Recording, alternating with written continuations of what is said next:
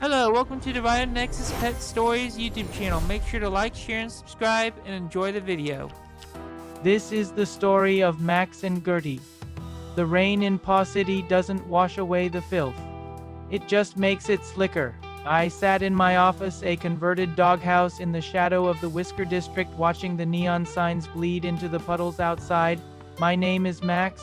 I'm a Maltese with a white coat that's seen more mud than a prize-winning pig, and a mind that works faster than a greyhound on a track. I've survived on grit, kibble, and a nose for the truth in a city that's forgotten what that smells like. Tonight, the air was thick with the scent of wet fur and impending war. The golden bone, the only thing keeping the strays and the house pets from tearing each other's throats out, was gone. The heist of the century had happened on my watch, and the canine police were already sharpening their teeth for a fight. I knew the usual suspects, but this didn't feel like a simple snatch and grab. This felt like a setup. The news hit the streets like a physical blow. Without the golden bone, the truce was dead meat. I walked through the alleys of the Whisker District, where the tension was so thick you could chew it. Dogs in spiked collars growled at shadows, and the feline underground was nowhere to be seen. The pet council, a bunch of overstuffed poodles and Persian cats in silk pillows, was already talking about the leash law. It's a fancy name for a high-security kennel state. If that law passes by dawn, nobody in this city will ever run free again.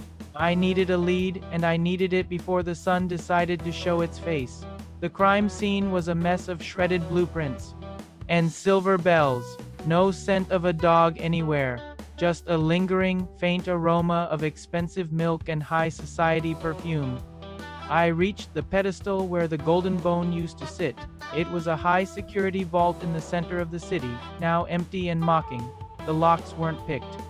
They were bypassed with a grace that no canine could muster.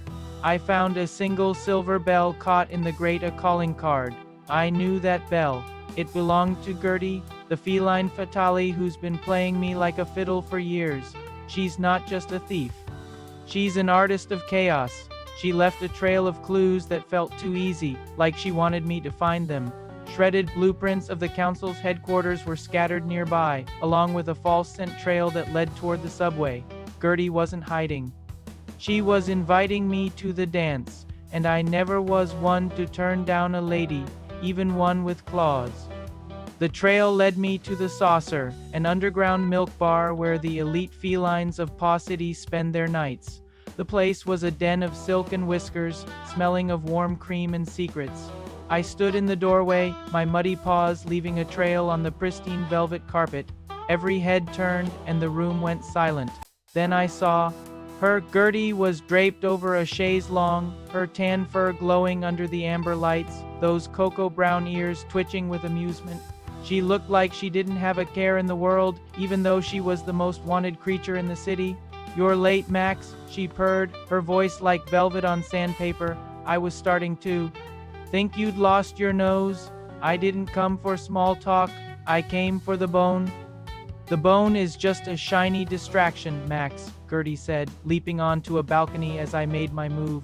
The chase was on. We tore across the rooftops of Paw City, a white blur and a tan shadow against the neon skyline. She was fast, moving with a grace that made me look like a clumsy pup, but I had persistence every time I thought I had. Her cornered, she'd leave another clue, a shredded document here, a whisper there. "The council isn't what you think," she shouted over the wind. "Look at the blueprints, detective." I realized then she wasn't running away. She was leading me somewhere. The city looked different from up here, colder, more calculated. Below us, the canine police were mobilizing, sirens howling like a pack in the night. The clock was ticking toward dawn, and the leash law was looming. We dove into the subway tunnels, the air thick with the smell of grease and old electricity. Gertie stopped near a junction box and pointed at a stash of papers she'd hidden there. They weren't just blueprints. They were ledgers, records of the Pet Council selling off city assets to a private security firm, the same one that would enforce the leash law. The golden bone hadn't been stolen for profit. It had been taken to create the very chaos the council needed to justify their power grab. Gertie looked at me, her cocoa brown eyes serious for the first time. I didn't steal it to keep it, Max. I stole it to show you who the real villains are. The realization hit me harder than a mail truck. We weren't on opposite sides. We were both being played by the fat cats at the top.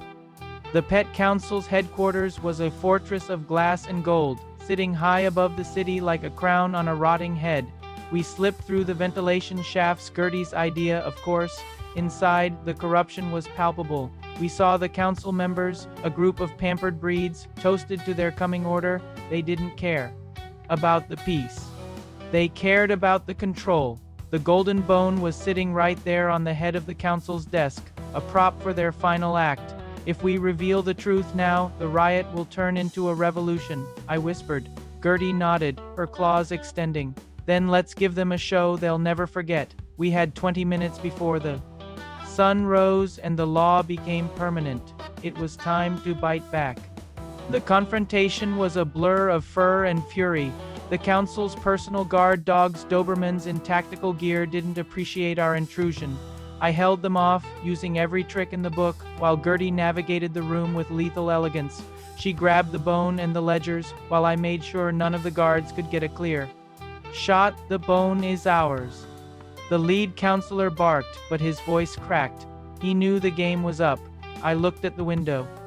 The first hint of gray was touching the horizon. The only thing you're getting, I growled, tripping a Doberman with his own leash, is a one-way ticket to the pound.